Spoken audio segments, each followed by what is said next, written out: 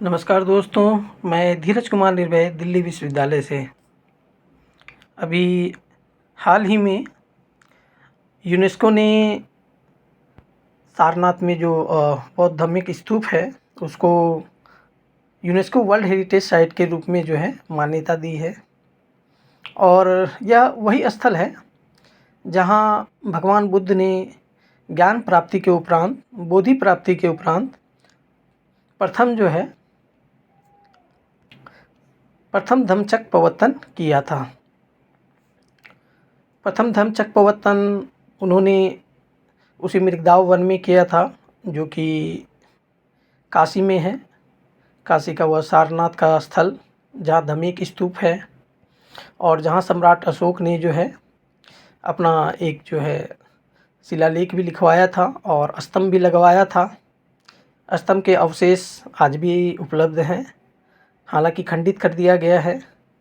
और धम्मिक स्तूप भी है जो इस बात की गवाही देता है कि भगवान बुद्ध ने वहाँ पंचवग्गीय भिक्षुओं को जो है प्रथम बार जो है उनके साथ धम्मचक्र प्रवर्तन किया था, धम्मचक्र चलाया था, यानी कि उनको अपना बोधि का जो ज्ञान था वो बांटा था। और वहीं पर जो है बुद्ध संघ की स्थापना हुई थी। बुद्ध संघ पंचवग्गीय भिक्षुओं के साथ स्थापित किया गया था। और यही चीज़ जो है कालांतर में हम सभी जानते हैं कि अपने यहाँ जो आजकल पंचायत होती है, पंच परमेश्वर होते हैं, या आप सिख धर्म में चले जाएं तो वहाँ पंच प्यारे होते हैं। अपने गुरुओं ने भी, गुरु गोविंद सिंह जी जो हैं वो बिहारी थे। बिहार में उनका, पटना साहिब में उनका जन्म हुआ था। और गुरु गोविंद सिंह जी ने भी जो है पंच प्यारे बनाए थे। पंच प्यारे को ही जो है वो अधिकार था कि जो खालसा है वह पंच प्यारों के आदेश पर चलता था। और यही चीज़ जो है अगर आप पीछे जाएंगे, यानी ये 1700 के आसपास की बात है, और अगर हम पीछे जाएं 2000 साल पीछे चले जाएं तो यही चीज़ हमें भगवान बुद्ध के द्वारा जो है स्थापित किया गया, दिखाया देखने को मिलता है। आज भी गाँव में पंचायत होती है, पंच परमेश्वर जिन्हें कहा जाता है, जो गाँव में न्याय करते हैं। यह निरंतर जो है चली आ रही है। और आज एक सुखद दिन है कि आज यूनेस्को ने जो है, यूनेस्को ऑफिस नई दिल्ली में मैं गया था, वहाँ पर नालंदा यूनिवर्सिटी, नालंदा महाविहार के संबंध में जो है जो अभय कुमार जी ने एक पुस्तक लिखी है उस पर जो है डिस्कशन था, डायलॉग था, जो बहुत ही अच्छा रहा। और उन्होंने पहले भी कई सारे डायलॉग किए हैं, भारत में कई जगह पे उनके डायलॉग हुए हैं। ब्रिटिश जो यहाँ पर ब्रिटिश का जो यहाँ पे जो संगठन है तो उन्होंने भी करवाया था, मैं वहाँ भी गया था, उनकी पुस्तक का लोकार्पण हुआ था वहाँ पे। और दूसरा जो है फिर उन्होंने जो है और भी कई जगह किए थे, लेकिन अभी मैं यूनेस्को इंडिया में आज था तो मैं वहाँ गया था, जहाँ बहुत ही अच्छा डिस्कशन रहा।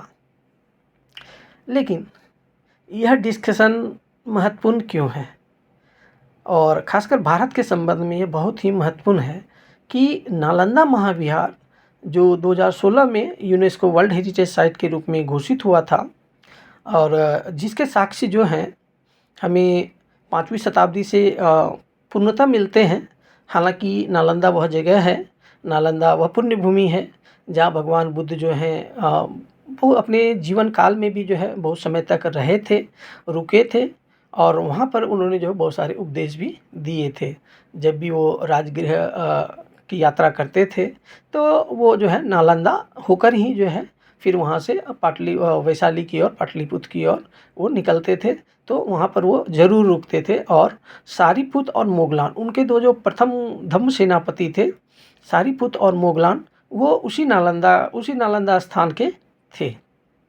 नालंदा विश्वविद्यालय, नालंदा महाविहार जो कि प्राचीनतम विश्वविद्यालय है, दुनिया का सबसे प्राचीनतम विश्वविद्यालय होने का गौरव जो है नालंदा को प्राप्त है।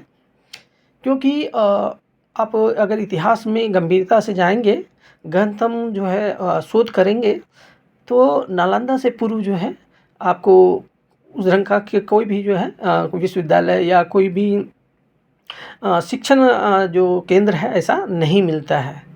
और यह हमारे लिए गौरव का विषय है कि नालंदा और जहाँ उन्होंने जो है भगवान बुद्ध ने जो है जहाँ से सारीपुत मोगलान मिले थे, उस वहाँ विहार का जो है निर्माण किया गया था। वह भी एक यूनेस्को वर्ल्ड हेरिटेज है। और दूसरा जो सारनाथ, वहाँ जहाँ उन्होंने जो है प्रथम धम्मचक्र प्रवर्तन किया था, प्रथम उपदेश दिया था, बुद्ध संघ की स्थापना की थी, वो स्थल भी जो है यूनेस्को विश्व विरासत में शामिल है। और उनका जो जन्मस्थल है लुम्बिनी, हम सभी जानते हैं, वह भी जो है विश्व विरासत स्थल में है। साथ ही जो अपना महाबोधि जो है, जहाँ पर भगवान बुद्ध ने जो है बोधि प्राप्ति की थी, वह स्थल भी जो है अपना जो है वह भी जो है विश्व विरासत स्थल है। इस तरह हमारे लिए यह गौरव का विषय है, खासकर पूरी दुनिया में जो भगवान बुद्ध को मानते हैं, या जो वो लोग जिनके पूर्वज भगवान बुद्ध हैं। हालांकि पूरे एशिया में अगर कहा जाए, पूरे एशिया क्या जो उस समय का तीन महाद्वीप जो आसपास हैं, जहाँ हम कह सकते हैं यूरोप हो, एशिया हो, अफ्रीका हो, इन तीनों के जो पूर्वज हैं, क्योंकि इन तीनों जो महाद्वीप है, इनके यहाँ के लोगों का क्या जो धर्म है या उनके मानने की जो पद्धति है, वो सभी कहीं न कहीं भगवान बुद्ध से ही जो है प्रभावित है। और ये जो है भगवान बुद्ध की ही आराधना करते हैं किसी न किसी रूप में। उनका स्वरूप अलग हो, लेकिन करते ये भगवान बुद्ध की ही पूजा की आराधना करते हैं। तो यह जो है सबके लिए जो है गौरव का विषय है, खासकर एशिया के प्रकाश और जो है उस भूमि से निकलकर जब इन्होंने जो है पूरी दुनिया में वो उनके ज्ञान का प्रकाश इनके शिष्यों ने फैलाया था, वो शिष्य जो और वो भिक्षुनियाँ, वो भिक्षु जो बिहार से निकल कर के जो है पूरी दुनिया में चले गए थे ज्ञान का प्रकाश फैलाने, भगवान बुद्ध के ज्ञान का प्रकाश फैलाने। हम सभी जानते हैं सम्राट अशोक ने जो है अपने पुत्रों को भी जो है श्रीलंका और देश के दुनिया के अन्य अन्य जगहों पर उन्होंने भेजा था। वह गौरवशाली इतिहास रहा है अपने यहाँ का, कि पाटलिपुत्र से निकलकर ये लोग, ये महान पंडित लोग और महान भिक्षुनी लोग जो हैं पूरे एशिया और दुनिया में फैले थे, और भगवान बुद्ध के उपदेशों का जो है इन्होंने प्रसार किया था, जो आज जो है हम सभी के लिए जो है यह जो है उनकी मेहनत का और उनके जीवन का योगदान का जो है आज ये सुफल है कि भगवान बुद्ध के जो पवित्र स्थल हैं, उनके जीवन में 8 स्थल को जो बहुत पवित्र माना जाता है। कुशीनारा भी उसमें से एक है। 8 स्थल हैं, जिसमें से 4 उनके जो बहुत खास हैं, 4 उनके बाद माने जाते हैं, लेकिन ये सभी स्थल जो है बहुत महत्वपूर्ण है। इन 8 स्थलों में जो है ये जिन्हें यूनेस्को ने वर्ल्ड हेरिटेज साइट घोषित किया है, ये हम सब के लिए जो बहुत ही सौहार्द का विषय है, खुशी का विषय है। और साथ ही साथ उन लोगों के लिए जो दुनिया के अलग अलग देशों से भारत में आकर के महाबोधि का दर्शन करते हैं, नालंदा महाविहार का दर्शन का भ्रमण करते हैं, राजगृह का भ्रमण करते हैं, साथ ही वैशाली और लुम्बिनी जाते हैं, कुशीनारा जाते हैं। ये सभी स्थल का भ्रमण करके जो है भगवान बुद्ध को जो है याद करते हैं, उनको अपना पूर्वज के रूप में, अपने भगवान के रूप में याद करते हैं। और हम सब के लिए गौरव का विषय है कि जो हमारे पूर्वज थे, जो हमारे पूर्वज रहे हैं, उनका सभी लोग जो है अभिवादन करते हैं। हमें जो है इन लोगों का हमेशा स्वागत करना चाहिए। इन लोगों के प्रति जो है हमारा दृष्टिकोण ऐसा होना चाहिए कि यहाँ से जाने के बाद जो है उनको वह चीज़ याद आए कि हाँ, हम वो जिस भूमि में गए थे, जिस बिहार में गए थे, वह पुण्य भूमि, वह लुम्बिनी, वह नेपाल का स्थल जो आज नेपाल में है, कि वह स्थल जो है हम हमारे जिन्हें हम पूर्वज मानते हैं, जिन्हें हम अपना भगवान मानते हैं, उनका वह स्थल है। उनको जो है जब भी वो आए, उनको खुशियों से उनका स्वागत करें। अतिथि देवो भव का जो हमारा सिद्धांत रहा है, वो प्राचीनतम सिद्धांत रहा है, ये भगवान बुद्ध ने हमें सिखाया था। भगवान बुद्ध के कालखंड से ही यह चीज़ें चलती आ रही हैं। और भिक्षा देने की जो प्रथा है, ये भगवान बुद्ध के कालखंड से ही जो है बहुत ज़्यादा प्रचलित रहा है, क्योंकि हर व्यक्ति को समय लगता था, क्योंकि भगवान बुद्ध को जो है एक उपाधि दी गई थी भूनहा। भ्रूण या का मतलब हुआ कि भ्रूण चुराने वाला। भ्रूण यानी कि अगर आपकी माँ की कोख में कोई बच्चा है, बेटा या बेटी है, तो हो सकता है वह जन्म लेने के कुछ उपरांत, बड़े होने के बाद वह बुद्ध की शरण में चला जाए या बुद्ध की दीक्षा ले ले, वो भिक्षु या भिक्षुनी बन जाए। तो इस कारण से जो है उस समय एक कहावत चल पड़ी थी कि बुद्ध जो है भुनहा हैं, वो जो है बच्चों को चुरा लेते हैं।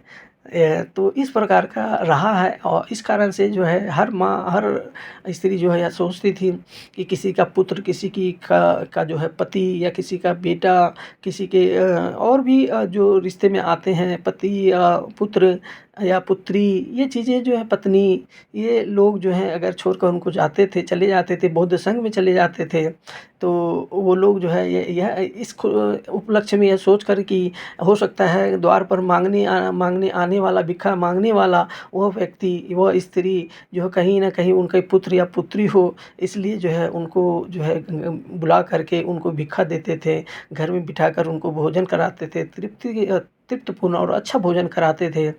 तो यह अतिथि देवो का हमारा जो है सिद्धांत रहा है, हमारी जो संस्कृति रही है। और यही कारण है कि आज भी बिहार या उसके आसपास के इलाकों में जो लोग हैं, आज भी इस तरह की चीज़ों में आगे रहते हैं। भले ही कुछ लोगों का तरीका बदल गया हो या कुछ लोग जो हैं दूसरे ढंग के आडंबर करते हों, लेकिन जो मूल हैं, जो बिहार के मूल लोग हैं, वो आज भी इस तरह की चीज़ें करते हैं। ख़ासकर हमारे क्षेत्र में उत्तरी बिहार हो या दक्षिणी बिहार हो, वहाँ इस तरह की पद्धति है। अभी भी कई सारे वीडियो जो आते रहते हैं जिसमें यह देखने को मिलता है। और बाद कालांतर में जब नाथ संप्रदाय बना था, तो उसमें भी लोग जो है घर छोड़कर चले जाते थे, सन्यासी बन जाते थे। तो वहाँ भी उस समय का कालखंड तक में भी जो है ये चीज़ें चलती रही थी। और हम सभी जानते हैं कि जो विकास होता गया, चाहे बाहरी लोगों का आक्रमण हुआ, पूरे संपूर्ण एशिया में ज्ञान का प्रकाश फैलाने वाले जो हैं भगवान बुद्ध रहे।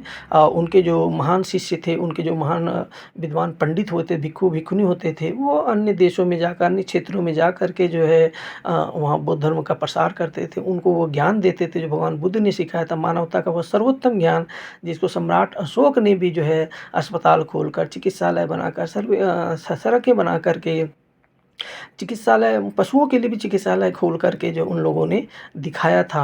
और आज भी जो है दुनिया के लोग जो हैं इसी कारण से भगवान बुद्ध के प्रति इतनी श्रद्धा रखते हैं और गौरवमयी होते हैं कि हमारा जो शास्ता है, हमारा जो पितामह है, हमारा जो पिता है, वो बुद्ध है। और एक बार जो है जीवन के कालखंड में बिहार की धरती पर और नेपाल की धरती पर अपने आने का जो है प्रयास करते हैं, और आकर के जो है उस भूमि को प्रणाम करते हैं, उस मिट्टी को प्रणाम करते हैं, जिस मिट्टी में भगवान बुद्ध जो हैं बिना पादुका के, बिना चप्पल जूते के जो हैं पैदल ही चलते थे।